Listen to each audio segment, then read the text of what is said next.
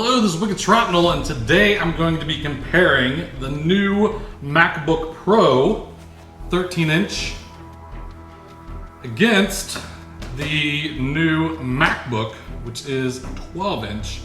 And first thing I notice, this thing is super duper thin. It's almost like a thick iPad rather than a thin MacBook.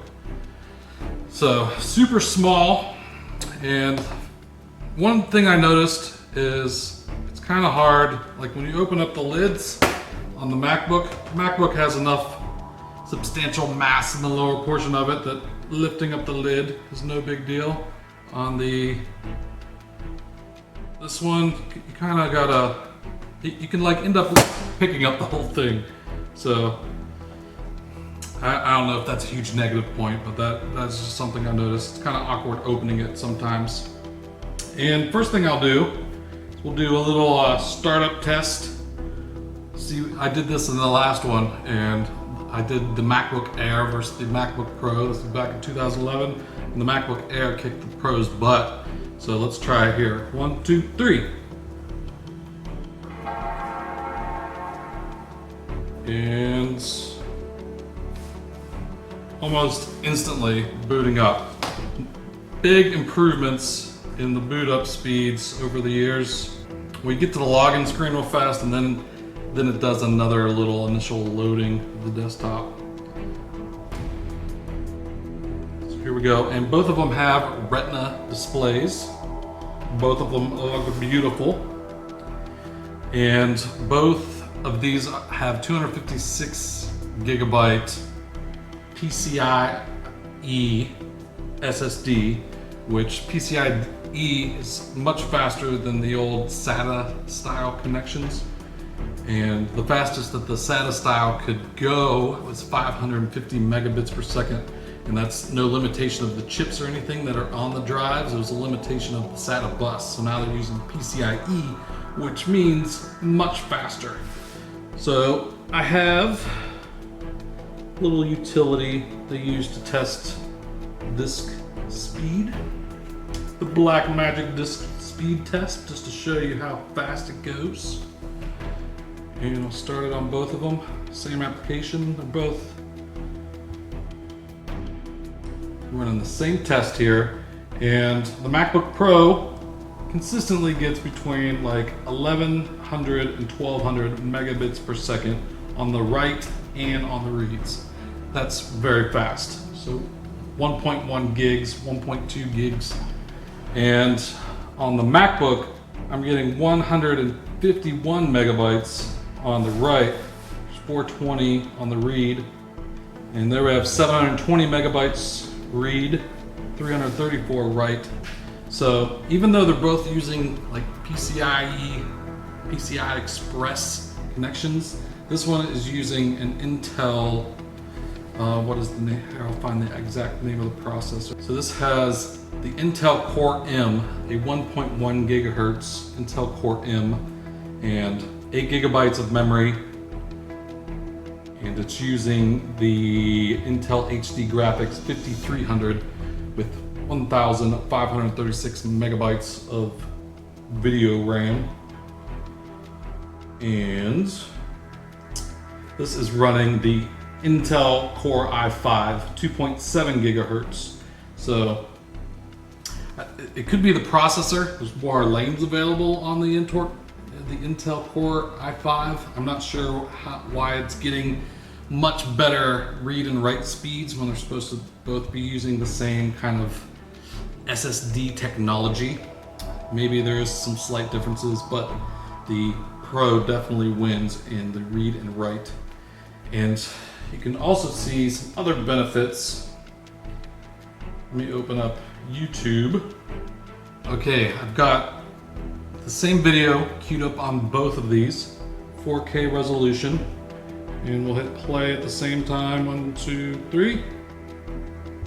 They're both playing, and hopefully you can see it playing back. I got the brightness all the way up.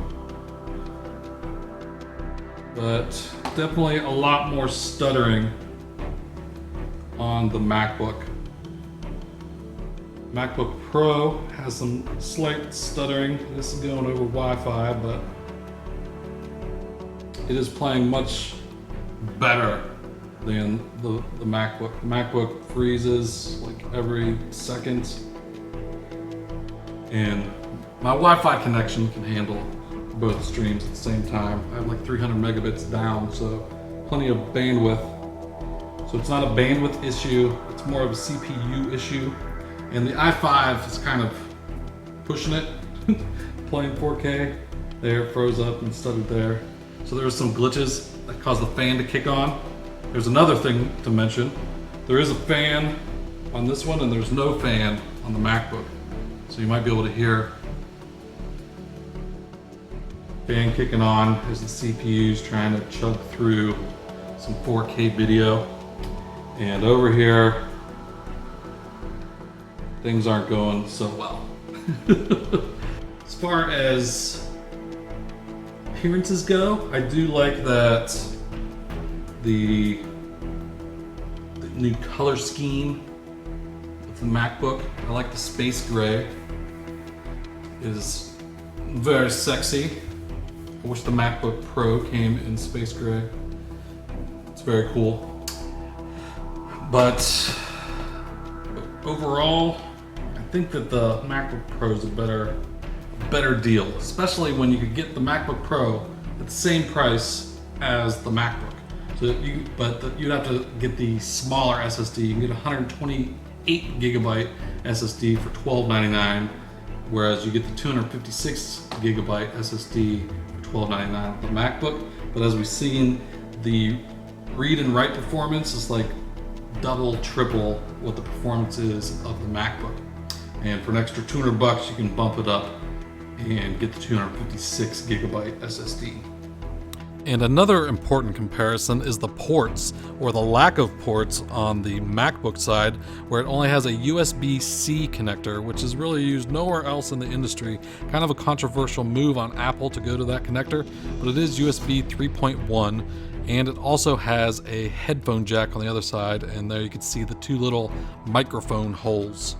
But if we look at the MacBook Pro, we have much more options in connectivity. We have the MagSafe 2 connector, two Thunderbolt 2 connectors, a USB 3 connector, and a headphone jack.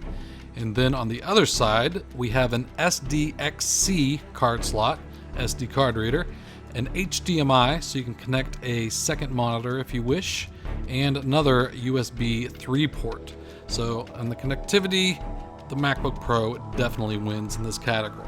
So also like to compare the keyboards. So on the MacBook, they have a new type of keyboard where they made the keys are just really flat. It's really like a step above being just like the keyboard that you're typing on an iPad screen.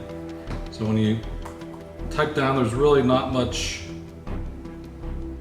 movement of the keys. It's almost like you're typing on a flat surface. They barely move at all. And it just feels really different. And it really is almost like typing on the iPad screen. I mean, you do feel a little give, but there's not much.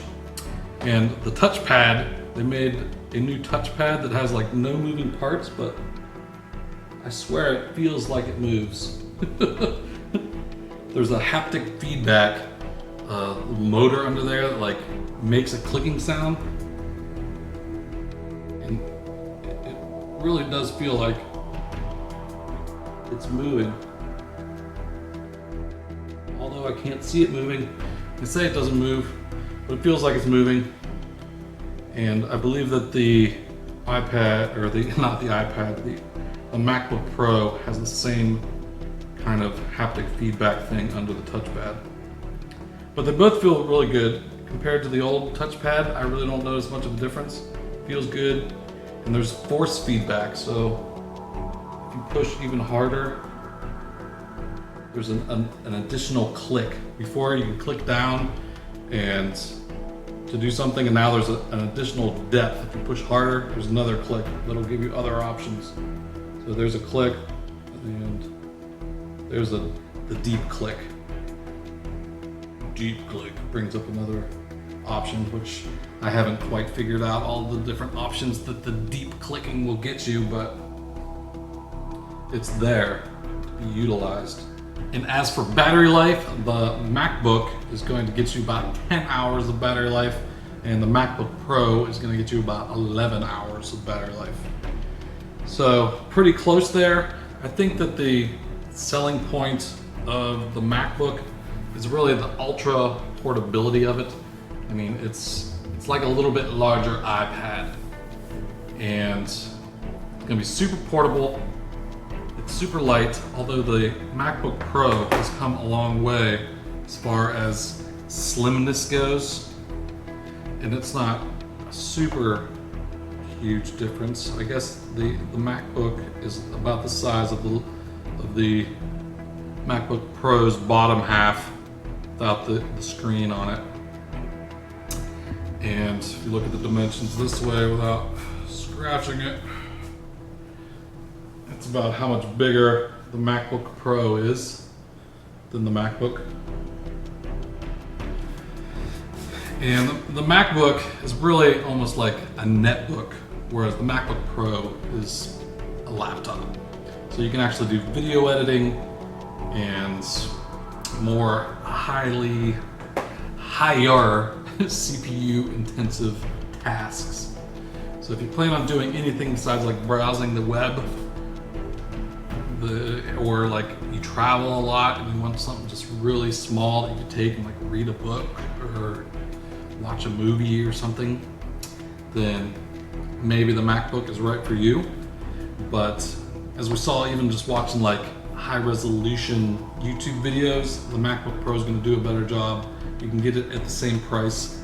It's only like, I think it's about 1 pound different. It's not super huge weight wise. The size is a little bigger, but weight wise, not much difference, not too much difference in the thickness, although it is a little bit longer and wider. But for me, I'm going to stick with the MacBook Pro with the Retina display. I think it's more aligned to what I do with it. I like watching videos in 4K, and I think if I buffered the YouTube videos a little bit more, maybe it would play a little bit clearer on the MacBook Pro, but the MacBook itself is just having hard times processing it at all. So that's all I got for the quick little comparison. My MacBook versus MacBook Pro. I declare the winner, the MacBook Pro. So hope you enjoyed the video. Let me know what you think in the comments, and I will talk to you later. Take it easy.